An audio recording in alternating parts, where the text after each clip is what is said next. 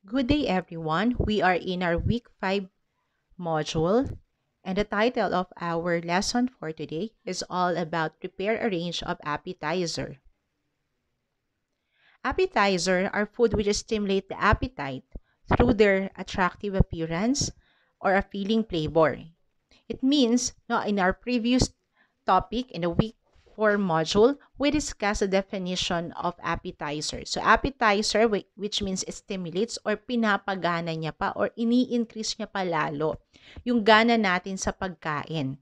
No, paano daw niya ni-stimulate yung ating appetite? Through attractive appearance, fragrance, or appealing flavor. Yung pagiging colorful ng isang pagkain, yung fragrance, yung aroma, o yung amoy ng isang pagkain, and yung appealing, yung how you present your appetizer, it helps to stimulate our appetite. It is also a small piece of a portion of highly seasoned food, usually served before a meal to induce and stimulate one's appetite. So again, ang appetizer, kaya siya tinatawag na appetizer kasi binibigay natin siya at the beginning of our meal, of our main dish.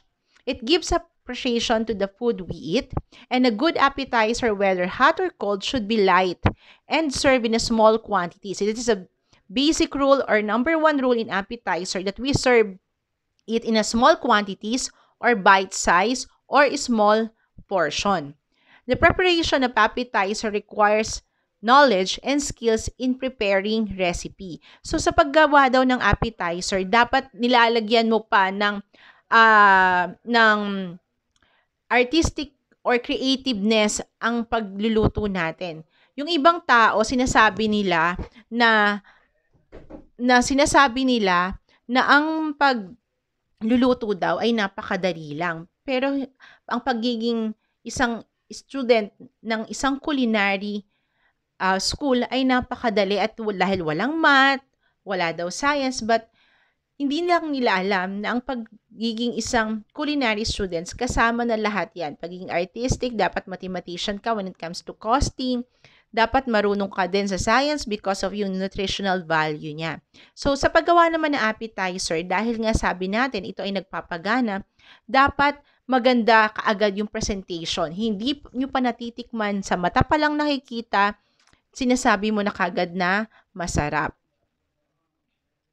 Okay, so we have two types of appetizer. We have the hot and cold appetizer. And as we mentioned in our previous lesson, that one of the classification of appetizer na merong hot and cold is the hors d'oeuvres. No, hors d'oeuvres is one of the classification appetizer, which means highly seasoned food. Ibig sabihin, hindi lang siya makulay, kundi mas malasa pa at napakasarap. So, hors d'oeuvres are often served preceding a meal. They are served as a food at cocktail parties involving alcoholic beverages. So, sabi natin, hindi lang daw siya food, but it also combined with an alcoholic drinks or yung ating mga cocktails. So, we have hot hors d'oeuvres. Ano nga ba yung classification or characteristic ng hot hors d'oeuvres? They serve between the soup and the fish course. So, pag complete meal tayo, ang main course natin ay fish, sa pagitan siya ng soup at ng fish. But in today's shortened menus, they are often served instead of hot and tray. Ibig sabihin, at the beginning, binibigay na natin siya. So, it classify as appetizer. The size and richness depends upon the composition of the menu. Many hot hors d'oeuvres are suited for serving as small a la carte dishes and usually described as a hot dish. Again, no, sabi natin, appetizer, number one rule, it's a small portion or small serving lang. We have also the cold hors d'oeuvres.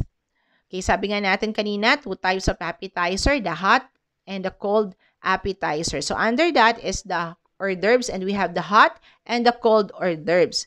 Cold hors d'oeuvres should stimulate appetite and therefore should always be served at the first course of the menu. So they are 5 types of cold hors d'oeuvres, and they are served as follow. Number 1, plate of hors d'oeuvres may consist of shrimp, smoked beef, poached egg, Spanish sardines, and lettuce and sauce can be served at the side. Number 2 is the grison platter. When we say grison platter, may consist of the two kinds of cold meat, and such as ham, smoked beef, peppered ham. The sauce can be served at the side. So these are the example of plate hors d'oeuvres, and these are the example of grison platter. So number 3 is the hors d'oeuvres platter. A well-presented platter with a limited choice of simple or expensive foods. But the basic rule is, again, small quantity but big in quality. When we say big in quality, these are the highly seasoned food. Yung mga ingredients niya sobrang malalasa, yung quality napakaganda, and at the same time attractively served. It may consist of shrimp with jelly, asparagus tip, mushroom, sardines with onion rings, tomatoes topped with salad, and chicken loaf.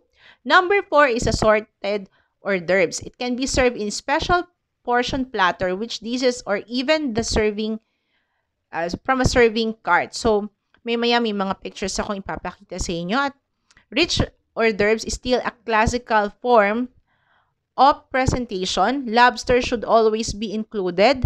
The hors d'oeuvres dish system in a conjunction with a silver platter can be used, but it is also possible to arrange a centerpiece of a platter. So this is the example of hors d'oeuvres platter. So you will see the different appetizer. Assorted appetizer, ganun din siya. In a platter siya. So ibig sabihin sa maramihan. So you can get it from your finger. Then next, we have the rich hors d'oeuvres. Ayan, ito yung mga highly seasoned food. Yung may mga sauces, may mga cream, and different high expensive ingredients. Okay, now we will move to the ways of presenting appetizers. So once we already know the classification and types of appetizer, paano naman daw natin siya isi-serve? Okay, appetizer can be more appreciated if presented attractively, like the saying goes, the eyes eat first. Ano ibig sabihin ng eyes eat first? Hindi mo pa natitikman, kakapresent pa lang sa'yo, kakaserve pa lang sa'yo, pero napakaganda ng pagkakaayos, hindi mo pa nalalasahan, pero sinasabi na ng mata mo na masarap.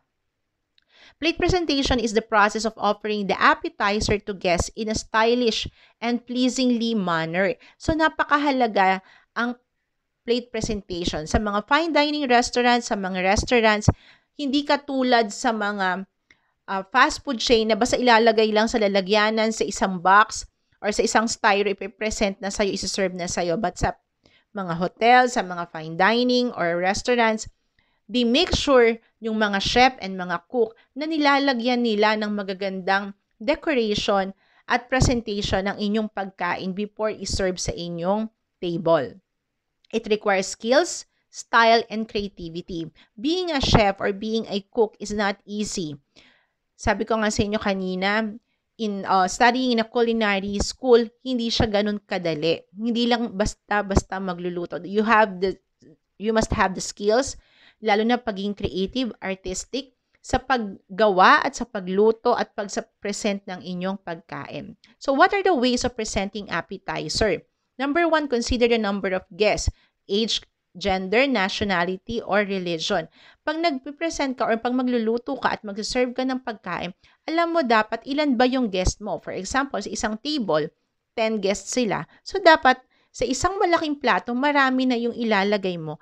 Pero dapat hindi siya siksikan.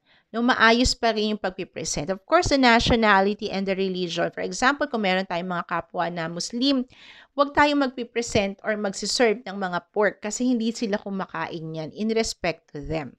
Number 2, choose from the different classifications. So again, we have the 8 classification of appetizer na napag-aralan natin sa week 4 modules natin. So mamili lang daw doon.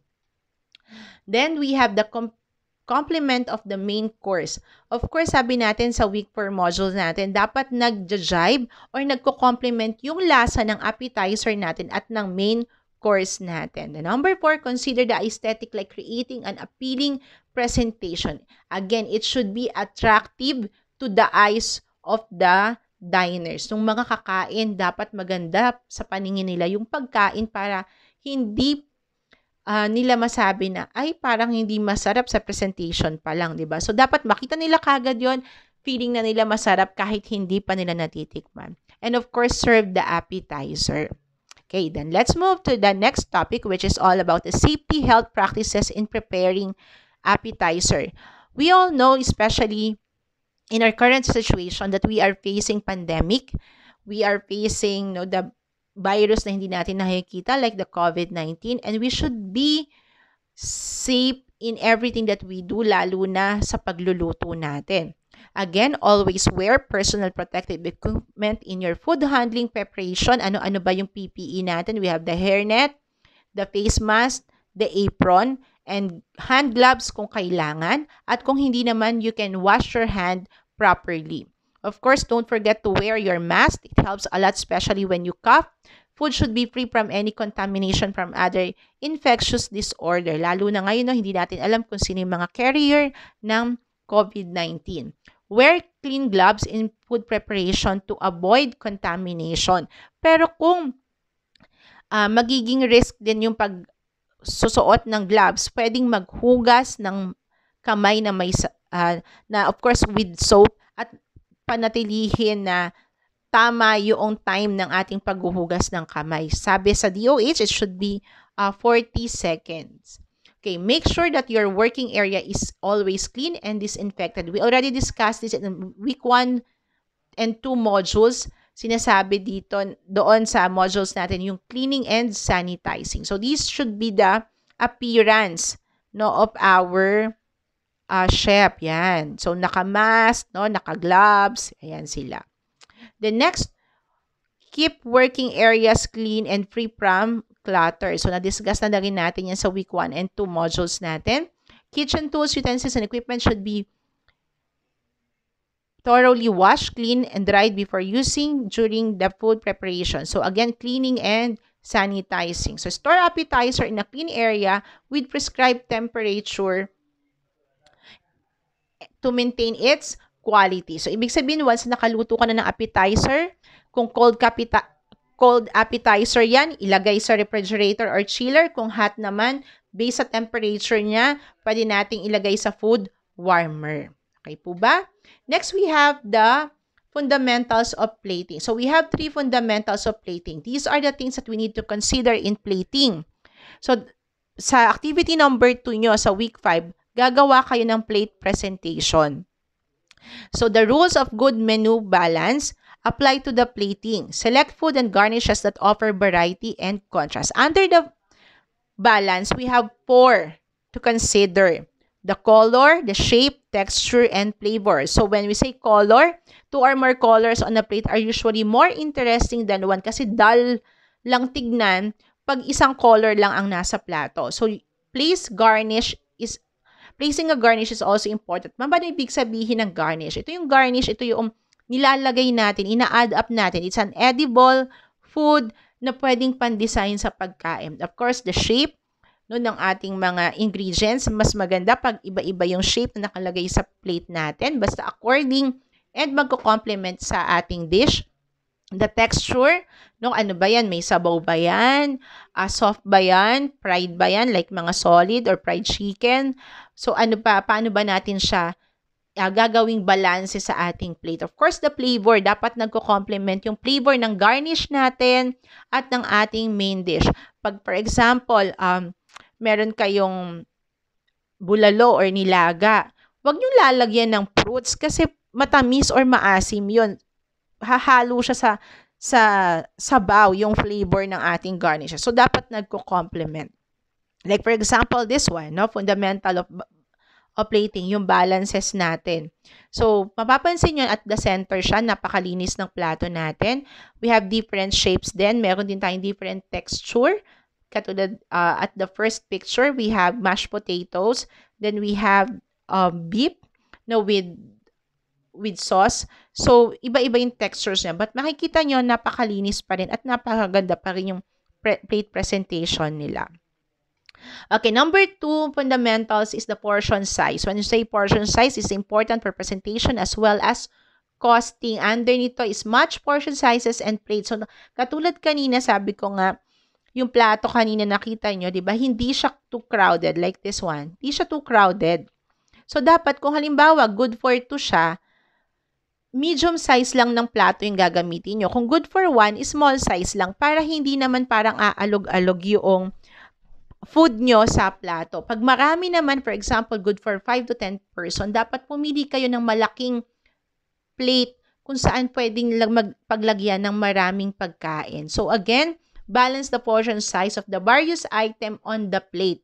Apply logical balance or of portions. So ibig sabihin, lalo na dapat hindi magmukhang madumi ang plato natin, no? So tignan niyo lang kung ilan lang yung kakasya sa isang plato at yun lang ang ilalagay nating pagkain at depende kung ilan din ang kakain. Then last is the arrangement on the plate. So make sure, no, katulad nito, simple fried chicken lang siya, pero napaganda siya, 'di ba? You have your carrots there, you have your dip. On the first picture, meron din siyang celery or you can use also lettuce. At the end din naman yung ketchup niya together in a plate, no? Nakaayos lang siya ng maganda.